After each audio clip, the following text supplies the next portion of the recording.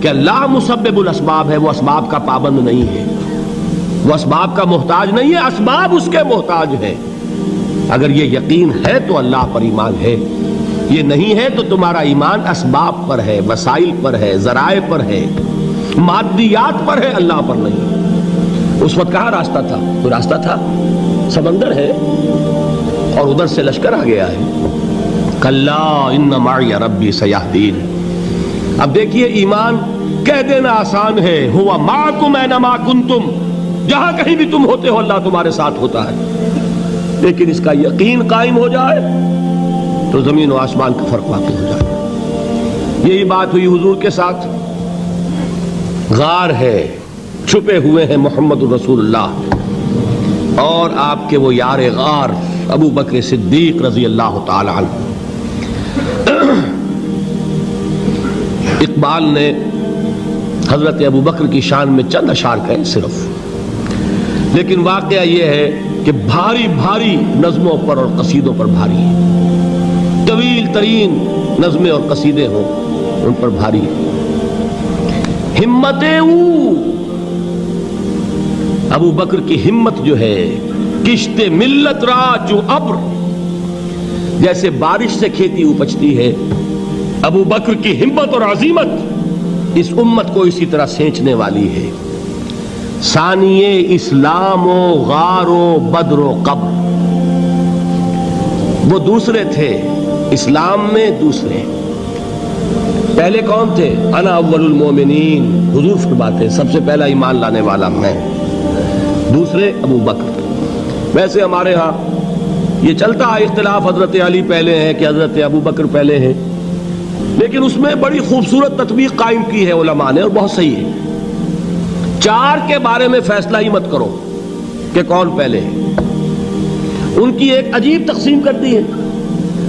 آزاد مردوں میں، بالغ مردوں میں سب سے پہلے ابو بکر، بچوں میں سب سے پہلے علی، خواتین میں سب سے پہلے خدیجہ، اور غلاموں میں سب سے پہلے زید ابن حارثہ۔ بڑی پیاری تقسیم ہے، یہ چاروں ہی پہلے ہیں، ہر ایک کے لیے اولیت ہے۔ اور واقعہ یہ ہے کہ اگر زمانی اعتبار سے تعین ہوگا تو پہلے خدیجۃ الکبریٰ آئیں گی رضی اللہ تعالی عنہ، کسی اور سے بات کرنے کی نوبت بعد میں آ سکتی ہے، پہلے تو اہلیہ محترمہ سے بات ہوئی، آتے ہی پہلی وحی ہوئی ہے، ابھی تبلیغ کا حکم نہیں تھا۔ کس کو بتایا واقعہ؟ ابھی اپنی نبوت کی تبلیغ کا تو حکم ہی نہیں آیا۔ واقعہ کس کا ہے؟ وہ خدیجہ کا ہے۔ جب کہا ہے کہ خشیت علی نفسی، مجھے اپنی جان کا اندیشہ ہے، تو کیا جواب دیا خدیجہ نے رضی اللہ تعالی عنہا؟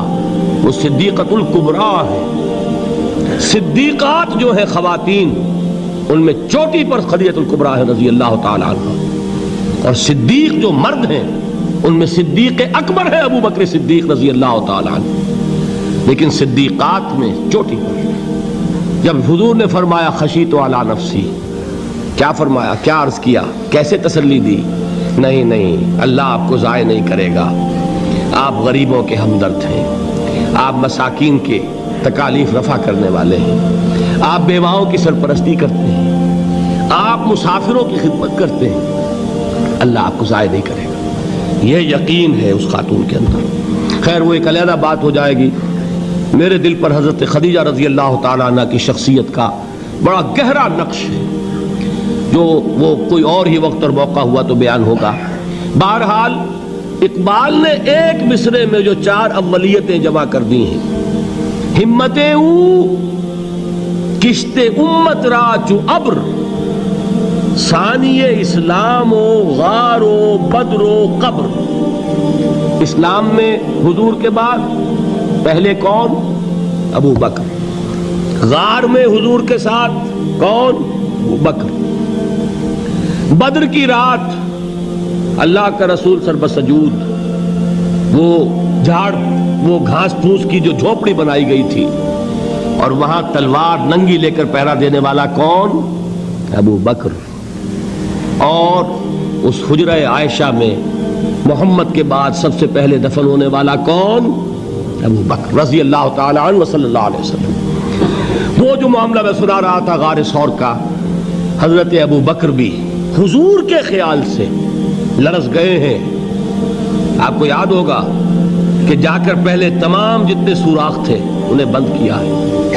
ایک سوراخ رہ گیا تھا جس کو بند کرنے کے لیے کوئی کپڑا نہیں تھا. وہاں اپنی ایڑی رکھی ہے. تب کہا ہے حضور سے تشریف لائیے, اور اپنے زانو پر حضور کو لٹایا ہے. اور وہاں کسی موذی جانور نے کاٹا ہے. حضور کی آنکھ لگ گئی تھی. اس وقت اس بل کے اندر جو بھی بچھو ہے کیا ہے واللہ عالم, اس نے کاٹا ہے. اس کی تکلیف کی وجہ سے ابو بکر کی آنکھوں سے آنسو ٹپک گئے. حضور کے چہرے مبارک پر پڑے ہیں تو حضور جاگے ہیں, معاملہ کیا ہے.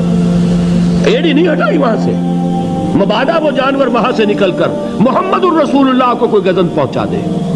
ابو بکر کی ایڑی ہے, جس طرح چاہے کھا لے, ختم کر دے, جان نکل جائے تب کوئی آنچ آئے محمد پر تو آئے, لیکن جیتے جی نہیں. وہ ہے ابو بکر حضور کے خیال سے. اس وقت حضور نے پھر اپنا لعاب دہن لگایا ہے, اور اس سے پھر آپ کی تکلیف ختم ہوئی. جیسے خیبر میں حضرت علی کی آنکھ دکھ رہی تھی, اس کو جو شفا حاصل ہوئی ہے وہ بھی حضور کے لعاب دہن سے ہوئی. تو بہرحال اس وقت انہوں نے کہا ہے کہ اے نبی یا رسول اللہ, اگر اس وقت ان میں سے کسی نے غیر ارادی طور پر بھی اپنے قدموں کی طرف جھانک لیا تو پکڑے جائیں گے. کیا جواب تھا اللہ کے رسول کا؟ لا تحزن ان اللہ معنا. اللہ ہمارے ساتھ ہے, کیوں گھبراتے ہو ابو بکر. یہ ہے ایمان باللہ, میرا مالک اللہ, میرا رازق اللہ, میرا محافظ اللہ, میرا مددگار اللہ, میرا پشت پناہ اللہ, میرا دوست اللہ. یہ دوستی ہے اللہ کی جو لب لباب ہے, حاصل ہے ایمان کا. اسی کا نام ولایت ہے. اولیاء اللہ کے سروں پر سینگ نہیں ہوتے. جس کے دل میں ایمان راسخ ہو چکا ہو وہی اللہ کا ولی ہے. جسے اللہ پر یقین ہو چکا ہے وہی اللہ کا ولی ہے. جسے یقین ہے اللہ میرے ساتھ ہے, میرا مددگار, میرا پشت پناہ, میرا ساتھی, میرا دوست, میرا محبوب, میرا محب. اللہ اہل ایمان سے محبت کرتا ہے. واللہ یحب الصادقین. ان اللہ یحب الذین یقاتلون فی سبیلہ صفا کانہم بنیان مرصوص. اللہ محبت کرنے والا, اہل ایمان محبوب, اور اہل ایمان محبت کرنے والے اللہ محبوب. والذین آمنوا اشد حبا للہ. آپ تصور کیجئے جسے یہ رشتہ ایمان یا رشتہ ولایت حاصل ہو جائے, الا ان اولیاء اللہ لا خوف علیہم ولا هم یحزنون. آگاہ ہو جاؤ, اللہ کے دوستوں کے لیے نہ کوئی خوف ہے نہ کوئی حزن ہے. اور میں بیان کر چکا تھا, خوف اور حزن کے خاتمے ہی کا نام امن ہے. زوال خوف, زوال حزن. یہ خوف اور حزن کیوں آتے ہیں بار بار؟ اللہ تخافوا ولا تحزنوا, دونوں آ گئے. الا ان اولیاء اللہ لا خوف علیہم ولا هم یحزنون, پھر وہی دو. وہ کیوں ہے؟ خوف ہوتا ہے کسی مستقبل کی بات کا, یہ نہ ہو جائے, وہ نہ ہو جائے, یہ نقصان نہ پہنچ جائے, یہ تکلیف نہ ہو, یہ غضب نہ آ جائے. خوف ہے مستقبل سے. حزن ہے یہ کیوں ہوا, یہ نہیں ہونا چاہیے تھا, یہ میرا فلاں چیز میرے ہاتھ سے جاتی رہی ہے, فلاں موقع نکل گیا, اب بیٹھے ہوئے ہیں اندر ہی اندر کڑ رہے ہیں, صدمہ ہے اور رنج ہے. اور جو اللہ پر ایمان رکھتا ہے وہ جانتا ہے ما اصاب من مصیبت فی الارض ولا فی انفسکم الا فی کتاب من قبل ان نبرأها ان ذلک علی اللہ یسیر لکی لا تعصوا علی ما فاتکم ولا تفرحوا بما آتاکم واللہ لا یحب کل مختال فخور. اس زمین میں یا تمہاری جانوں میں کوئی تکلیف, کوئی مصیبت نہیں آ سکتی سوائے اس کے کہ جو اللہ نے لکھ دی ہو, اس سے پہلے کہ وہ ظاہر ہو. جس کو یہ حقیقت معلوم ہو گئی اس کو یہ طرز عمل اختیار کرنا چاہیے. جو چیز چھن جائے, جاتی رہے, چھوٹ جائے, اس پر افسوس نہ کرو. کس نے چھینی؟ دوست نے. دوست کے فیصلے پر شکایت. دوستی کو بٹا لگا رہے ہو, سرے تسلیم خم ہے جو مزاج یار میں آئے. اگر دوستی ہے تو پھر تو تمہیں گردن جھکانی چاہیے کہ ہر چے ساقی ماریخت عین الطافست, جو بھی میرا ساقی میرے پیالے میں ڈال دے اس کا کرم ہے. جو اس کی طرف سے آئے اس پر کوئی رنج نہیں, کوئی صدمہ نہیں, کوئی غم نہیں, کوئی شکایت نہیں, کوئی شکوہ نہیں. اور جو ہوگا وہ اس کے اذن کے بغیر نہیں ہوگا, اور اس کا اذن ہوگا تو یقیناً میرے لیے خیر ہی خیر ہے, چاہے وہ ناگوار شے ہو. بظاہر مجھے اچھی نہ لگ رہی ہو، میری شارٹ سائٹڈنس میں مجھے وہ نظر آ رہی ہے کہ میرے لیے بری ہے، لیکن قرآن نے کہا ہے عسیٰ ان تکرہوا شیئا وہو خیر لکم وعسیٰ ان تحبوا شیئا وہو شر لکم واللہ یعلم وانتم لا تعلمون۔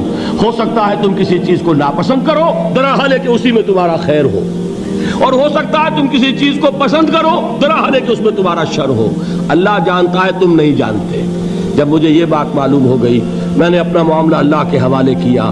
سپردم بے تو مایا خیش را تو دانی حساب کم و بیش را، اے رب جو تو چاہتا ہے وہ ہو، تیرے علم میں جو شے میرے لیے خیر ہے وہ ہو جائے، میری کوئی پسند نہیں، میری کوئی چاہت نہیں، یہ ہے راضی برضائے رب۔ اکبر الہ آبادی نے اسے کہا ہے رضائے حق پہ راضی رہ، یہ حرف آرزو کیسا، خدا خالق، خدا مالک، خدا کا حکم تو کیسا۔